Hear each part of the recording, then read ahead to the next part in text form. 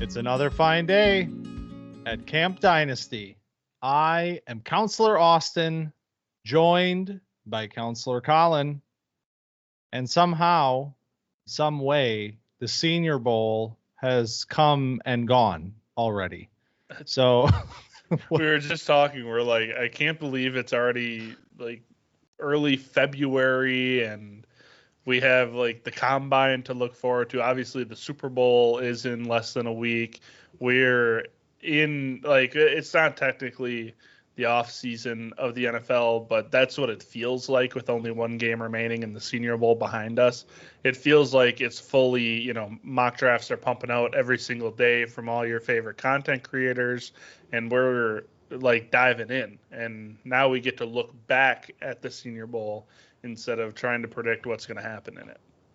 Yeah, and last week we did our potential winners draft. You're going to hear some of those names again today and some new names because, like you said, we are going to run through the 12 players that we have determined as the 12 biggest winners, quote unquote, from the Senior Bowl week. And as we talked about last week, winner can kind of take a number of forms in this sort of a context. These could be players that solidified their, kind of perceived draft stock, looked great, looked like some of the best players there, or maybe some guys that kind of opened some eyes and surprised us a little bit, made us dive back into the film, get a little bit deeper into this class, and maybe find some hidden gems. So we're gonna have a nice little collection of all of those sorts of players today. Of course, I think it goes without saying, but this is Camp Dynasty. These are Dynasty relevant winners. You will not be hearing about Gray Zabel or, Darius Alexander necessarily on this show, but they also had great weeks. So shout out to them. So I wish we could find a way to work offensive linemen and like good cornerbacks into here somehow, but at the end of the day, we're talking about guys that are going to end up putting points on sleepers someday. So without further ado, with 12 names to run through and certainly some honorable mentions at the end because we just can never have enough names here. Number 12, going 12-1, number 1 being the biggest winner. So number 12 is a new name to Camp Dynasty, period. I don't think we have said the name Terrance Ferguson one time from summer until now. This is Oregon's tight end. He came in at 6'4", almost 6'5", 245. So a little bit on the lighter end of the spectrum, but whatever, it's fine. Why does he end up on this list? I just thought he looked really impressive, specifically in the one-on-ones. He was showing some movement skills that when a tight end shows you that sort of stuff, that kind of made me say, all right, I need to go back. I need to watch this player and see what we have here. And in doing that, I discovered, this is not a bad player. Extremely athletic, extremely fast. Yak threat at the position. We'd love to see that. The biggest route this week, Collin, that kind of caught my eye was that he was working this double move. Yep. The post corner the corner post, whatever it was, where he was just giving a little shimmy shake at the top, completely losing the coverage player on, I think, 2 different occasions, 2 different days of practice. He went to that move. So really, really nice week for Ferguson. Absolutely. That's where you want to shine as a tight end because not all of these guys have very good route running against man coverage. And he won on this post corner twice, like you said. And one of them was a really nice one-handed catch going to the ground, kind of blanketed. And then the other one, he just completely shook the defender. Is the Iowa safety. Don't remember his name. Castro. But then he cooked him completely. And then he also had a nice little red zone route where it was a similar thing. It was just a slant instead of a corner post corner. So pretty impressive stuff. Pretty impressive quickness out of a bigger guy, and he's got a pretty big frame. So I definitely like him. I think we might have said his name in passing and honorable mentions for tight ends, but he definitely hasn't gotten a lot of love here, and it was nice to see another tight end kind of pop out in the tight end class that's pretty loaded this year. Yeah, for sure. And the one-handed catch that he made also was really nice to see, because I think that's kind of the biggest knock on him right now is the hands. This year, 4 drops, 8.5% drop rate, and only 3 for 12 on contested catches. So seeing him kind of flash some skill there was nice to see, because, we know he has this, speed and athleticism and the yak potential, averaging 9 yards after the catch per reception. A lot of that is just coming on these flat routes where he just accelerates at a different speed than most guys that are 245, 250. So absolutely. All right. Well, let's keep it moving with pass catchers. There's going to be a lot of those on the list today. As we know, the Senior Bowl, very gauged towards letting these guys show what they have. And the first receiver on our list today is a player that we talked about not only through the season, but also last week. And that is Jalen Royals, who I think has, done what we wanted him to do like 3 months ago when we said, hey, you're going to show up to the Senior Bowl. You're going to look really nice. Maybe we see some, Jayden Reed-esque things from a player that's going to fit, similar body type, similar skill set. I'm going to keep bringing it up. I'm talking myself into making it an official comp because he had a really nice week as well. Yeah, absolutely. The Jalen Royals is kind of built for this kind of showcase with the 1v1s. He had one route where he just bullied the DB off the line. I think they ended up flagging it, but it was kind of still sick. He gets off the line. It's like the George Pickens block on the DB when the DB is not expecting it, except it's getting off of press, and he just shoves the guy to the ground, runs into a slant. And then he had another one where he went outside release and then crossed back over to another slant route, and the DB turns all the way around, bites on the out fake, and he's just wide open for, however many yards he can get. So showcase the route running a little bit, showcase the strength a little bit. He's definitely an interesting player, and he wasn't running the TikTok routes that some of these this year was an epidemic, and we'll talk about it a little later with another player, but Royals was definitely very crisp, very clean. He was efficient with his routes rather than, doing a quadruple move on some of these routes like some of the other guys. Oh God, this is what happens when we know that wide receivers are set up for success so much, and they know that too. Yeah. That it's why even pretend like we're simulating game action? Let's just put the goofiest release on a guy we possibly can to make it look like I'm the best wide receiver on the field. But I blame destroying for having the competitions where the guys are just get open. If the last guy to wins $1,000, and these guys are running quintuple moves, it's all right, what are we doing, people? Brett Coleman had the tweet. Somebody tweeted out the montage of guys doing those moves, and Coleman commented on Daquan Felton specifically, who I do like as a player, but Felton did one of those where he was kind of skipping, and he does the hesitation step and skips again. And Brett had the stopwatch out. It took him over 2 seconds to cross the line of scrimmage.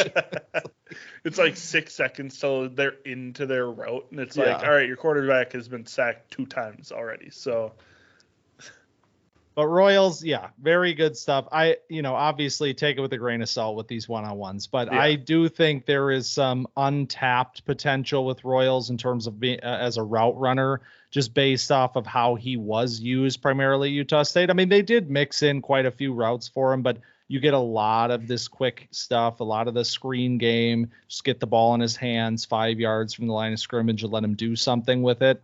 But I think there's a little bit more to his game, and I think he showed a little bit of that this week as well. Agreed. All right, let's have an interesting conversation because we have one quarterback to talk about on this list, and that would be Jaxson Dart, who is a player that we did talk about last week, one that is getting a ton of buzz. And this kind of was the showcase moment for him. A lot of people that were, kind of banging the drum for Jaxson Dart wanted to see him come to Mobile and look like that dude and really kind of put his name into that conversation. We know how much room there is for a guy like this to potentially climb in a quarterback class like this one. And overall, I thought it was a good week for Dart. We'll call him a winner based off of the sense that I think he came into the week with a lot of hype and he didn't fall flat on his face. I think there were certainly some, mistakes, and that is going to happen certainly with quarterbacks in an environment like this. We've talked about that, unfamiliar players and things like that. I didn't think it was a perfect week for Dart. I didn't think it was like we're coming out of this like, man, I think this is a first round quarterback. But I think we are coming out of the week thinking, all right, this is a player that probably goes in the second round and kind of is that dart throw quarterback with the athleticism. Yeah. See what I did there? With the arm strength and the athleticism to kind of bet on. This is kind of the trajectory. We also talked about Jalen Milroe, who you will not be hearing about on this list. And this is the trajectory that Milroe could have taken if he would have had a week like Jaxson Dart had. And now Dart is getting the top 10 buzz. Oh, God. He is. It's a real thing. I know. I don't agree with it either. But Dart is getting the top 10 buzz because of this quarterback class. It's like we've been in search of a quarterback 3 the entire season. I mean, there was parts of the year where we were looking for quarterback 1 and 2, but Shedeur and Cam Ward have locked up those 1 and 2 positions, and it's a huge question mark at QB3. And it's still there for me, but Jaxson Dart could have worked his way into the QB3 spot with the GMs in attendance at the Senior Bowl with QB needy teams in that 5 through 10 range in the NFL draft, because I mean Ward and Shedeur go early with the Titans and the Raiders, and then you got the Giants are looking for a quarterback, and apparently they're impressed with Jaxson Dart, and now you go get Dan Jones 2.0 potentially.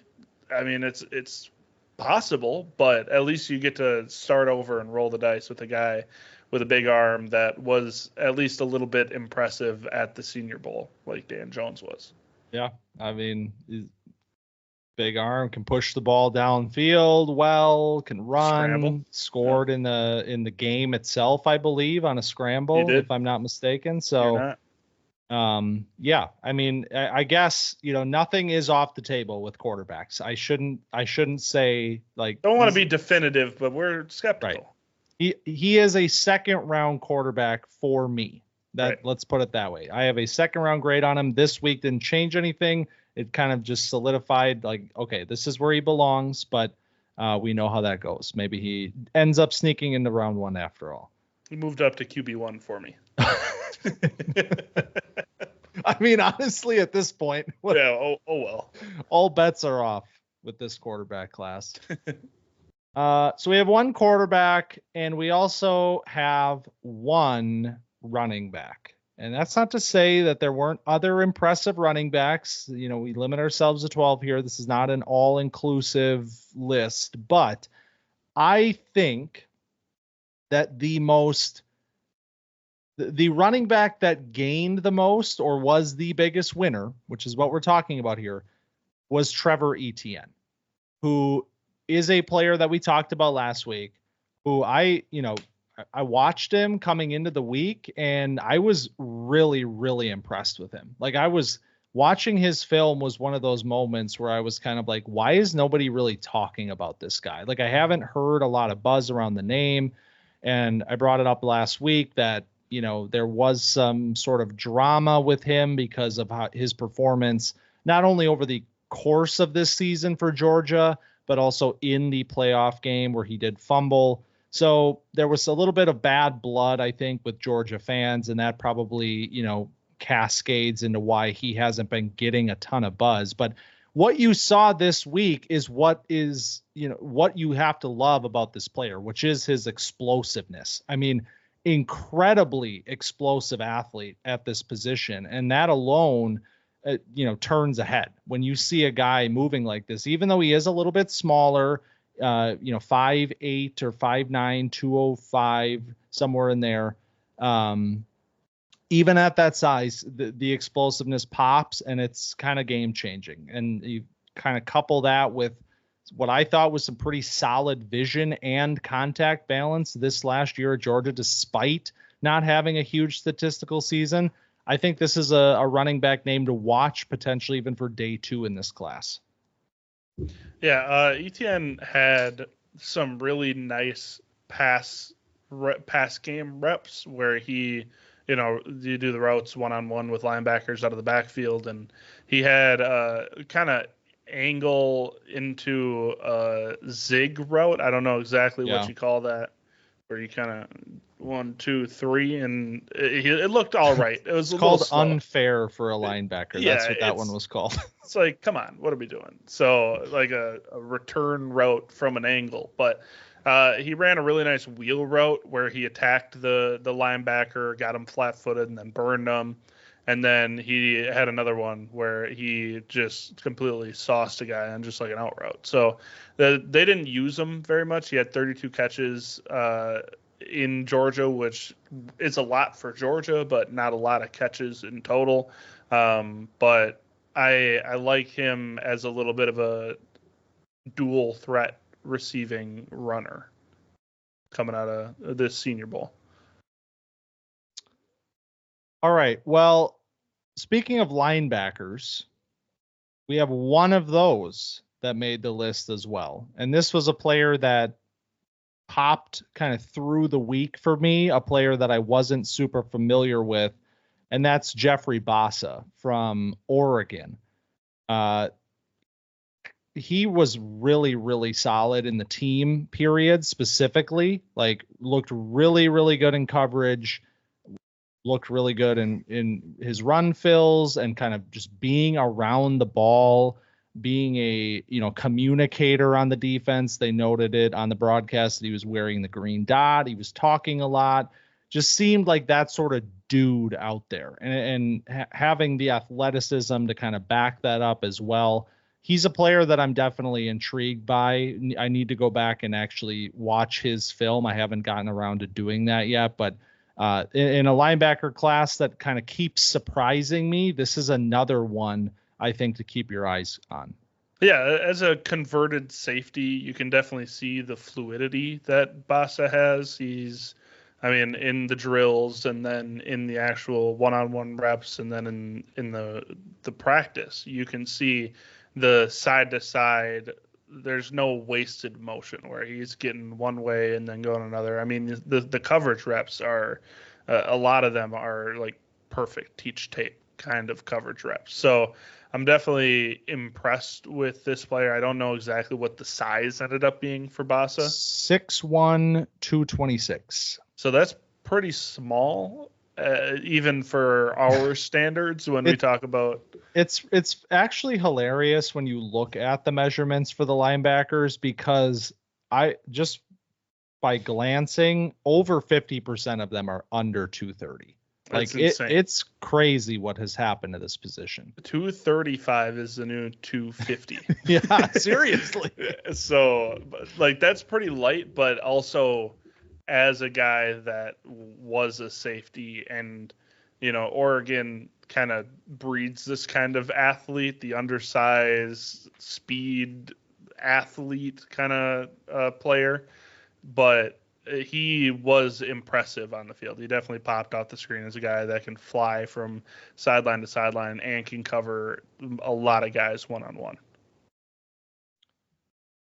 All right. I think our next player may have been one of the culprits that hit at least one TikTok route. But he also had some... Yeah, all of these guys are a little bit complicit. He did have some really nice reps as well, and that's how he ends up kind of higher on this list, which is Kyle Williams, the wide receiver from Washington State. Specifically, his releases is what sort of caught everybody's attention. Player that was separating very quickly off the line of scrimmage. He had these, like, I don't know the technical term, where he's got a really wide base and just kind of explodes away. He did that release move like 2 or 3 different times, and it worked every single time. He had massive separation. The one time, he's winning inside, and then they're doing the red zone drills, and he does the slant, but then he turns it into like a whip route in mid slant. And it was like, That was a little bit of a flex move, I think, by him. But it was really impressive stuff. A little bit of a smaller wide receiver, but a player that definitely has speed and explosiveness. You saw that with his release moves, but also some yak ability with the speed as well. 8.4 yards after the catch per reception this season. So another player that I have to get back and watch him. I haven't gotten around to it quite yet, but certainly made some noise this week. It was almost hilarious. Like, Kyle Williams beats Tommy Hill on this slant route. He sets him up, beats him inside. He's got him beat by a good, looking at it here, maybe 5 yards. And then he sits down and breaks back out. And I'm like, obviously you call that in, like, you tell the quarterback, you draw it on the football or whatever, and you're like, I'm going to do a whip route. But when you got him beat 5 yards, don't you just continue that? Like, why are we? And then he beats him outside still. He closes all that space. So that was pretty funny. But he also had a nice fly route as like a deep threat kind of player, because he is really fast, and he didn't get a ton of separation off the line of scrimmage. He got pressed, and then he just ran by the guy. And it was like, oh, all right. So there's a little bit of this too, where if you're not going to, dust the guy off the line of scrimmage, you can still make it happen. Definitely impressive. Definitely a little bit funny when you see some of these, double, triple moves, but the clean stuff is nice. Well, speaking of, let's talk about another player. Number 6 on our list, halfway through. And this one might warrant a little bit of a bigger conversation, I think, but we're talking about Tez Johnson, who snuck in on our list last week. You got him in at the last second. I wasn't sure if we were going to do it because he weighed in at 156 pounds, which is shockingly light, like 10 pounds lighter than Tank Dell almost. So we got him on the list anyway, because we expected him to do exactly what he did this week or this last week, which was just be uncoverable. And especially when you're talking about these one-on-one drills where there's just no chance for these guys. He did everything he needed to do. He did everything he needed to do to kind of keep his name in the conversation, because I think it became really easy to see 156 and say, oh my God, I don't know that we can continue to have the confidence that we had in Tez Johnson. But when he shows you how hard it is to get hands on him and how easy it is for him to separate, maybe you just overlook it. I don't know. Yeah, there are outliers in the NFL, but you don't want to bet on outliers. I think that's the takeaway most people have. And Tez Johnson is absolutely one of those 1%, they're first percentile weight guys in the NFL. Size. I'm actually curious if there is a lighter receiver that has ever been drafted. That's a great question. I'm gonna look it up. Okay. Then you watch what Tez Johnson did at the Senior Bowl, and yes, he had the one where it took him 3.5 seconds to get to his break. That's true. But there's also 9 other reps where he's running crisp, big boy routes where it's I'm beating you off the line of scrimmage because I'm going to be playing out of the slot anyway because I'm 5'9", 156. But I'm beating you off of press coverage. I'm getting you on your heels, and then I'm snapping off the route at the top, and you can't like even come close to guarding me. And that's where you think maybe I do bet on the outlier, later in my rookie draft because of how good this player could be in a timing offense, So if he can land in a spot where a coach is getting the ball in his player's hands with room to run, then I think you can find something. But if he's just going to be, some gadget guy that gets the ball 30 times a season, maybe, and is like a punt returner, I'm all right. Well, that's what's really interesting about him, because I think he does have the skill to be more than that. You see him even in the practices, like some of the catches that he has on film, the acrobatic stuff that he's doing against the sideline with guys around him. You see him getting physical. Like, he's not afraid to throw his weight around. You said that when we talked about him on wide receivers. That shows up. It showed up this week as well. Like, he's just a feisty player that is really not letting his size be a limiting factor for him on the field. To answer our question, according to Mock Draftable, which goes back to 1999, the lightest wide receiver taken was Tutu Atwell. There we go. 155. I didn't even realize when Tutu came out that he was that light. Also, Aaron Lockett from Kansas State, 2002. Tyler Lockett's older brother. Yeah. Sure. Sometimes I just lie. Don't fact check us. Don't do that. So, I mean, Tutu Atwell, that's a player that's in the league right now.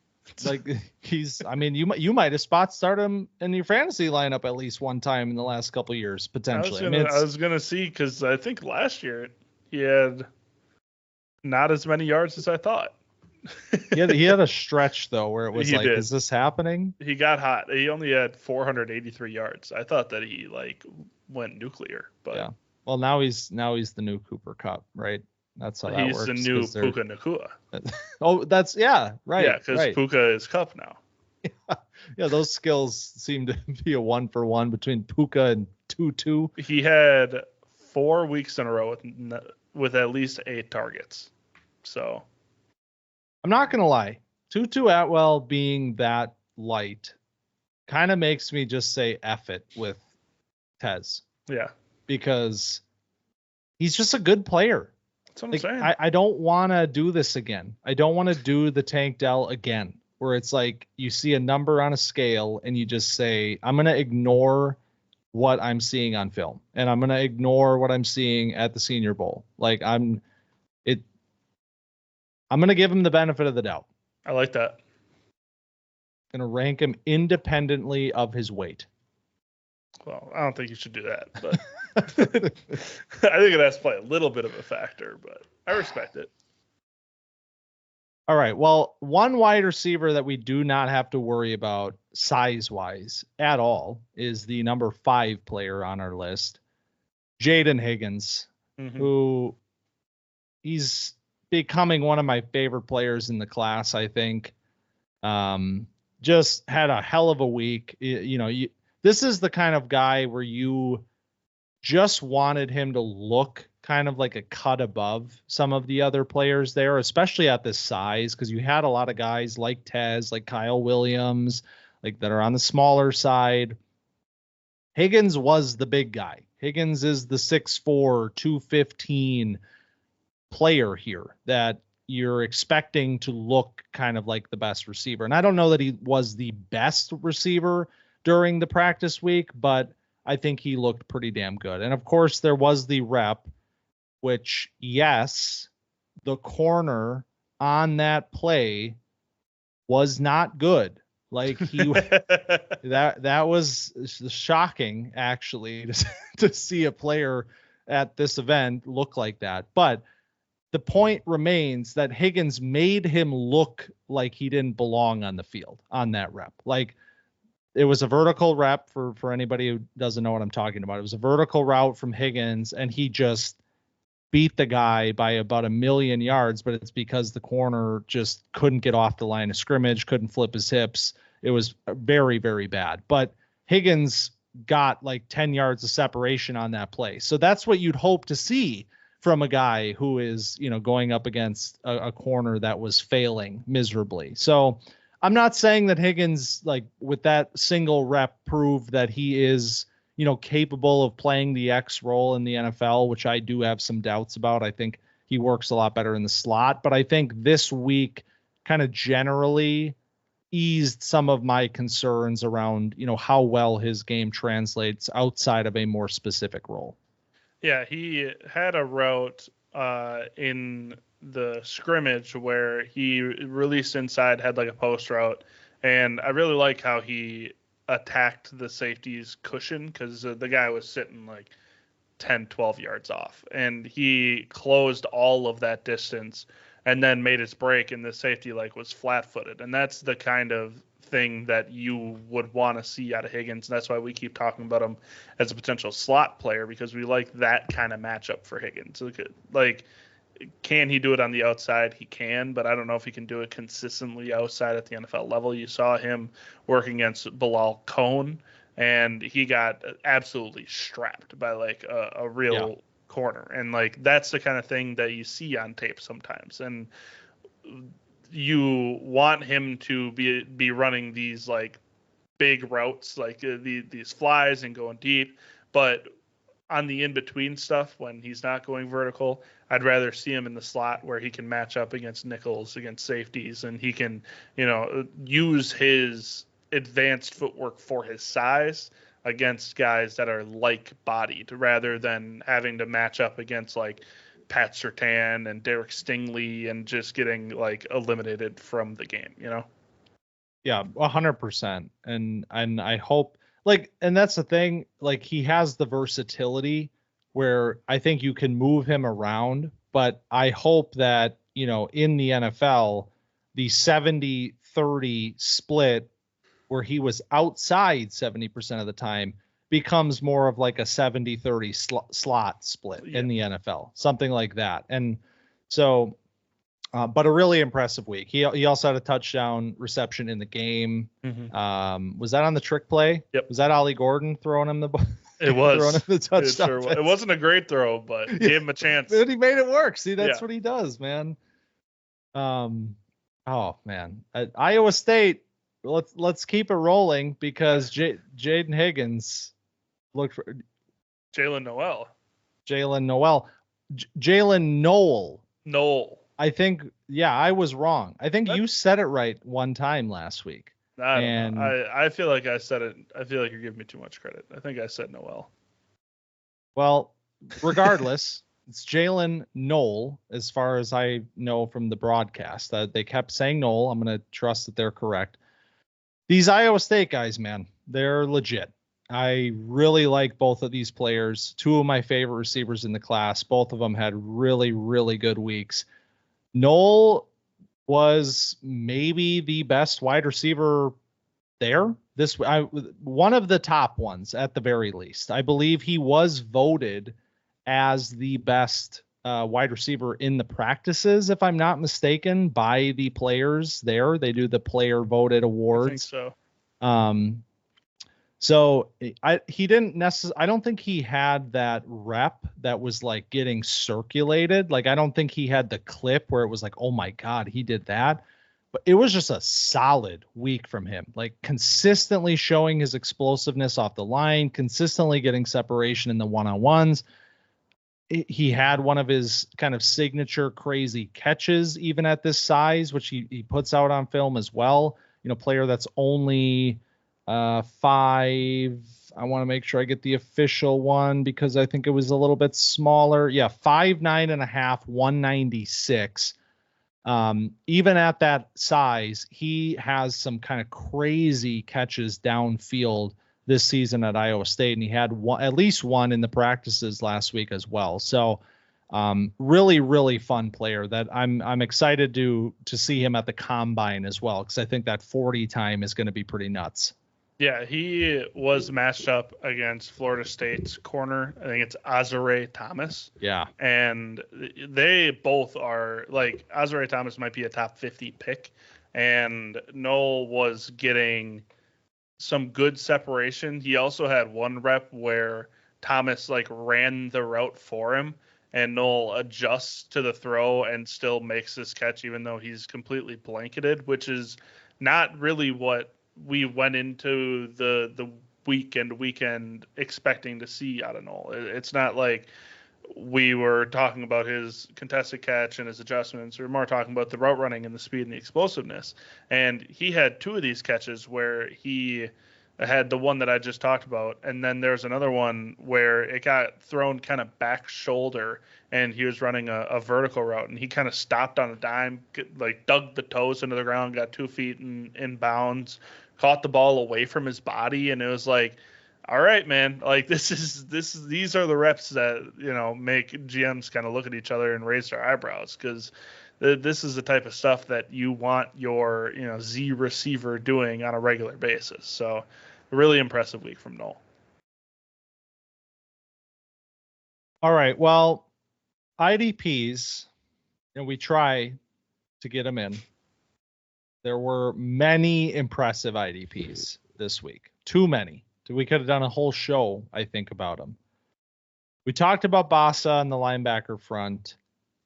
Let's talk about the most impressive edge/D line player for fantasy purposes, at least, maybe overall, Mike Green, who, I mean, Mike Green came into this event like Marshall, Thundering Herd. He's getting a lot of buzz. I had him number 3 in our D line rankings for IDP.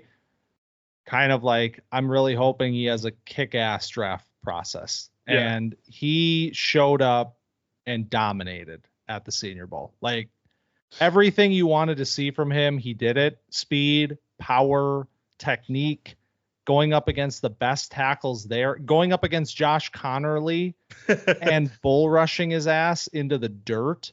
And he talked about that. They did an interview with him, and he talked about like studying Connerly and understanding like his tendencies and knowing how to attack him and get him into that position to put up a rep like that. It wasn't just, him showing up and being like, I'm just going to, throw everything I have into this guy. Like, that was a calculated approach that he took. And I think that kind of speaks to the player that he is, a player that has that, the deep bag that we talked about with all sorts of pass rush moves. And that all comes from, obviously study and putting that all together on his end. Very heady player, very, impressive interview, like all around. I think this was just a massive week for Mike Green. I think he's going to be a top 20 pick.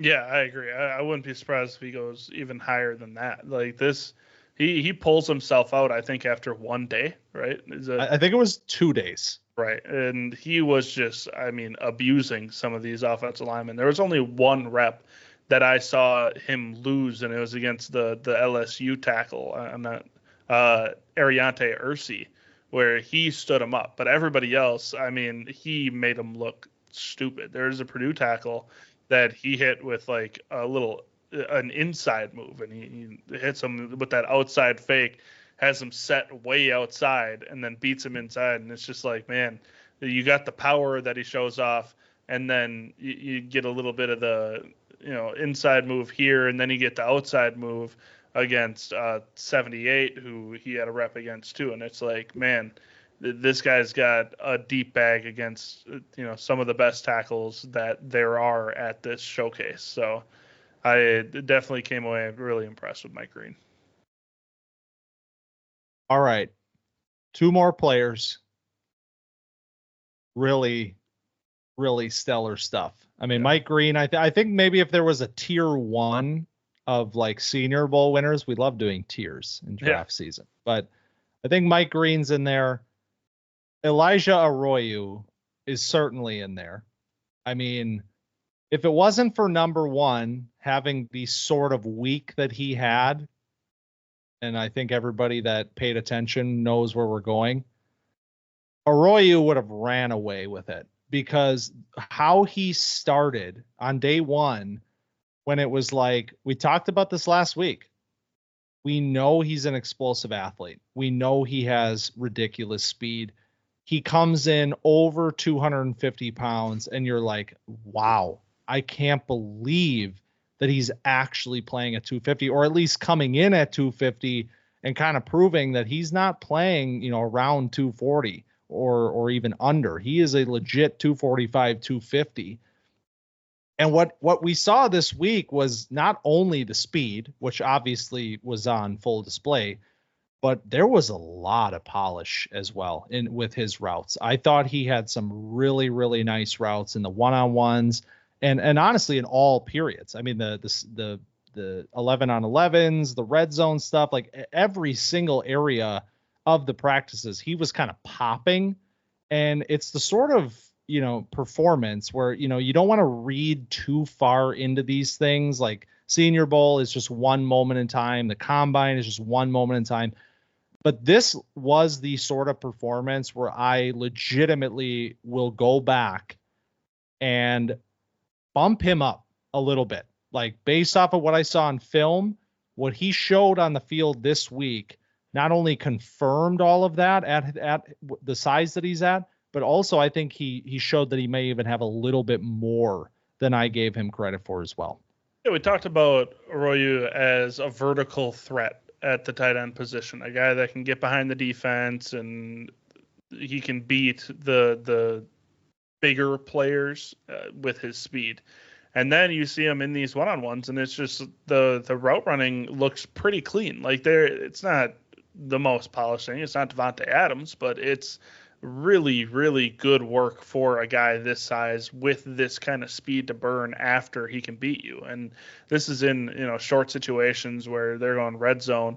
And then this is also like a good little variety. He ran a really nice corner route, and it's like he gets on top of the DB, gives him the inside fake to get him to bite, and then goes back outside, and he's just wide open, runs a slot fade, has the DB grabbing onto his jersey, hand fights him, kind of cuts it away, which is nice, without losing any speed, and then catches the ball over the shoulder. So there was definitely some really nice, clean reps from Arroyo and things that I didn't know if I was going to see out of him. I mean, like the slot fade was the type of thing that you expect to see out of him, but the short stuff is pretty crisp. And then that little post corner that he ran, and then the stick and nod that he ran were both like really clean for a guy his size and his speed.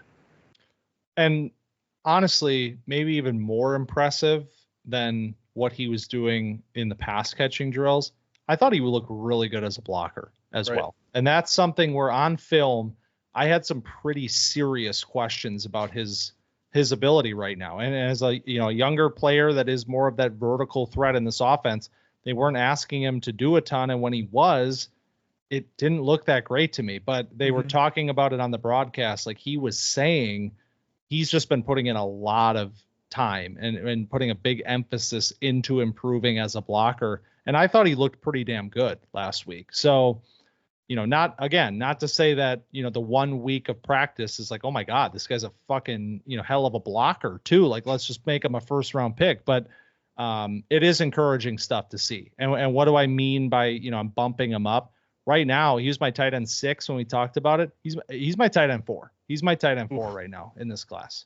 I like it. There's one of a page that I thought I had blocked that just came up on my time. Oh no, I do have him blocked. Why is this on my timeline? Anyway, NFL Rookie Watch is one of my least favorite pages. And I was just scrolling through, and it says Elijah Arroyo might be one of the best route running tight ends the NFL draft has ever seen.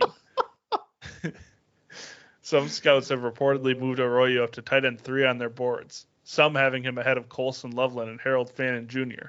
Isaiah Likely is a common comparison, talking to scouts about Arroyo. The Hurricanes tight end is a freak. That's why I have this blocked, but he is a freak. He made a good point there, and he definitely was impressive at the Senior Bowl.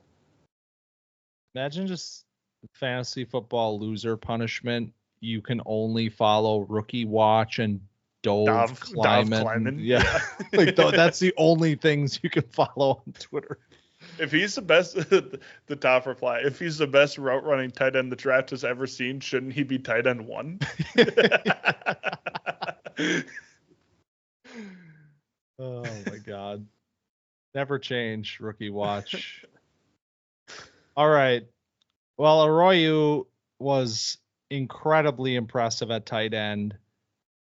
We have talked about a handful of receivers, but none of them did more for themselves than the number one player, which is Jack Bech. I mean, what a week for Bech. Like, really, to come in where everybody's kind of talking about Higgins, everybody's talking about Tez. Like, there's a lot of really, really notable names here this week. And from day one, Bech was making plays. I think he had the best catch on day 1 of practice. I think he had the best catch on day 2 of practice. I think he had the best catch maybe in the game itself, and the walk-off touchdown in the game as well. So from really front to back, the entirety of this week, Jack Bech looked like a player that everybody needs to be familiarizing themselves with pretty closely at this point. Yeah, Bech is an interesting player. He's a unique wide receiver in this group because he wins a lot off of physicality and contested catches, and this was shown in the game where he was running a post route and he was kind of in between the 2 safeties. I think it's a cover 4, and I think it was Jaxson Dart on this throw. It was Jaxson Dart on a flea flicker, and he catches it kind of back shoulder over the safety, and I mean, incredible catch. I'm sure that the one you're talking about, best catch of the scrimmage. Yeah. And then all over his tape, though, it's like when he gets pressed, no, he doesn't, because like he's throwing this cornerback off him. This is a extremely strong receiver who, I mean, definitely gained a lot of points over this Senior Bowl cycle, and I'll be interested to see how much he jumps on people's boards because of like the little bit of a spotlight that he put on him. And the story surrounding Bech also with the game-winning catch was also pretty special. Yeah, I mean, the like really crazy stuff with his brother Tiger, who was also a football player, I believe, at Princeton. He was killed in the New Orleans terror attack on New Year's. Mm-hmm. So that is, shocking in and of itself. Like, seeing a player like this show up to an event, not that much longer after something like that happens, and then to have the sort of week that he did, I mean, you really can't write it any better than that. And for him to win the game as well, I mean, like literally storybook week for Bech. And yep. I mean, I watched him as well. Like the physicality, that's trait number 1. And that's why you already have people throwing out the name Puka Nacua when they talk about him. And, I know what you think about that. I know what I think about that, but I think it is important to acknowledge that this is the sort of receiver that is winning in that sort of a fashion, like the pre-NFL Puka. Like like Puka at BYU, when it was like the physicality, the crazy sideline catches, getting up over the top of guys. It was like, man, this guy's doing a lot of fun stuff. He's just like not really separating that well. And like, he's not consistently winning against man coverage. Puka has completely taken his game to a completely different stratosphere, of course, than anybody expected. I think Bech right now, like very similar in the sense that like I don't really trust him against man coverage right now, like very inconsistent there. He's making it work because of all the contested catches that he's pulling off. I mean, it's 13 for 20 at TCU this year. I mean, every game you put on, you're going to see him make some ridiculous catches. And he's in those situations because he's not the best separator against man coverage. But at this point, it's like you saw what he did for an entire week. You've seen that skill kind of be his elite trait, his catch point ability. Couple that with the physicality of his game. Doesn't need to be the best separator against man coverage because he's playing his way and it's working. So Dane Brugler comped him to Puka. Did he actually? He said, we're going to hear a lot of Puka Nacua comps for Jack Bech during the process. It's easy to see why. That sounds like a comp to me. It's a pretty as close as you're going to get this early for some of these people. Hell of a blocker too. Somebody in the replies, I want you to guess who he comped him to of this Dane Brugler tweet. He comped him to. It's Eric Decker. God. I was going to say like AJ Brown or something. Someone says he's more Jawan Jennings than Puka. Okay. It's not terrible. Yeah, find a McVay tree system, and this player is gonna be there. I saw the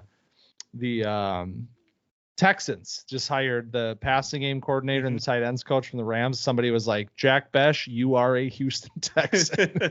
Someone was like, I've never seen more of a Ram. So they traded away Cooper Kupp to get Jack Bech. Yeah. All right. Well, that's 12 names. That's 12 names.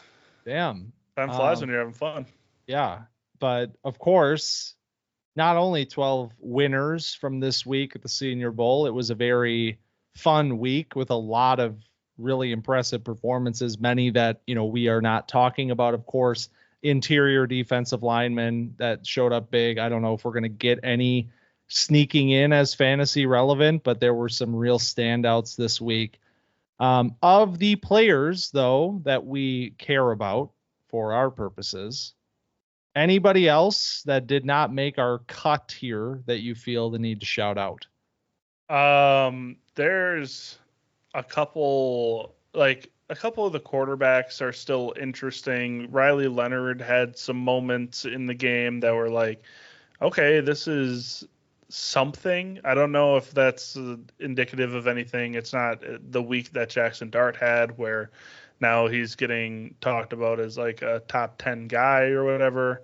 But I thought Riley Leonard had a couple pretty good throws. Outside of that, I don't know if there's anybody that was that jumped out as much as the 12 guys that we talked about.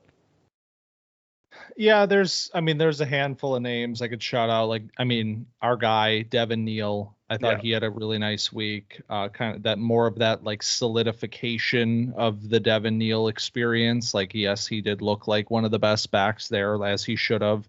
I also liked what I saw from Bashal Tutin. You mentioned that last week. I'm not really sure about him yet. I want to see what he does this week. I thought he looked pretty good. The explosiveness, we know the level of an athlete that he is. I thought that showed up on the field.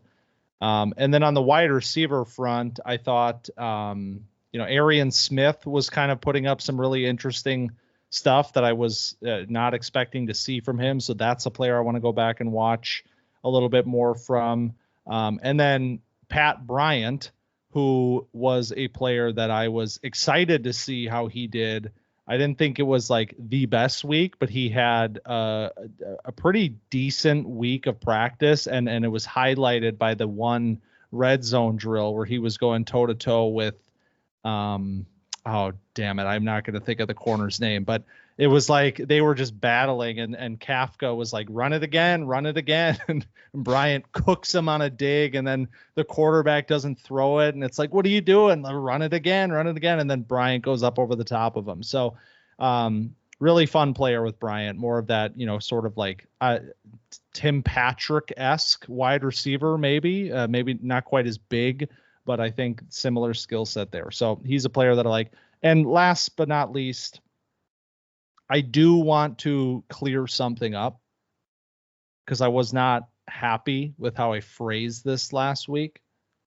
Xavier Restrepo had a good week. And I feel like last week when we talked about him, I did the thing where, like, when you are lower than the like perceived consensus, you like have to talk about the player like you don't like him at all. Right. And so I just want to make it clear. I don't think Xavier Restrepo is a bad football player. I feel like I am lower on him than where I've seen people talking about him. That being said, I think he is a very solid slot option. And I think a lot of, his best stuff, the short area separation, that was on display this week. So I do want to say that. I don't want anybody to get the wrong impression. We try to be positive here at Camp Dynasty. I don't want to knock players down, especially when I have day 2 grades on them, like Xavier Restrepo. So yeah, absolutely. I forgot that we didn't talk about Devin Neal. I don't know how we go an episode of Camp Dynasty without talking about Devin Neal. So sorry that that slipped my mind, but yeah, he definitely deserves a little shout because he had some really nice reps. I mean, he looks like almost like a veteran. Like, yeah. I don't know if that's weird to say, but he feels like he is a consistent like force that you can just kind of give the ball to now, and had some really nice reps in the pass drills. So yep. Excited about that. Yeah, that was really encouraging because we've been talking about that for months. You specifically, like, get Devin Neal into the passing game at Kansas, and I think he showed you this week that maybe he could have had a bigger role in that for the Jayhawks this year. But also just because IDPs are people too. Ezaraku, Donovan Ezaraku, really, really good week from him as well. Really liked what I saw. And then Shamar Stewart is the other edge rusher that I will throw into the conversation just because he was a bit of an interesting one with his build. Not quite sure at the, pushing 290. What does that look like coming off the edge? This week, didn't matter at all. He's explosive as hell. So I think edge rush talent in this class is as advertised. And so dynasty teams that need, some D-line help, it's coming in this draft. It's coming. All right, I think that's enough names. Did we say the whole? Did we say the whole roster? Both yeah, every skill position player on both rosters. But that kind of tells you it was a fun week. A lot of nice stuff and an exciting kind of glimpse into the, I would say, more of the like middle ground of this draft class. Like, we didn't get a lot of the top names here, but I think this class is sort of showing its strength and its depth. You're not going to get a lot of those like top end superstar talent. And specifically in Dynasty as well. I think the running backs, obviously we know how good they are, but wide receivers, I think you're going to find a lot of names in that like 3rd, 4th round Dynasty range that you could talk yourself into and get excited about. And I think a lot of them were in Mobile last week. So yeah, absolutely. If you enjoyed our discussion about the Senior Bowl winners for 2025, be sure to find us on Twitter at camp_dynasty. Follow us there, and TikTok while it's still alive, camp.dynasty. And also subscribe to our YouTube channel. If you're there now, be sure to like the video. We appreciate that. And if you're on the pod feed, share it, like it, follow it, whatever you got to do there as well. We appreciate all of that. So thank you. Hey, don't be like the Mavericks, people. Oh, God. Dude.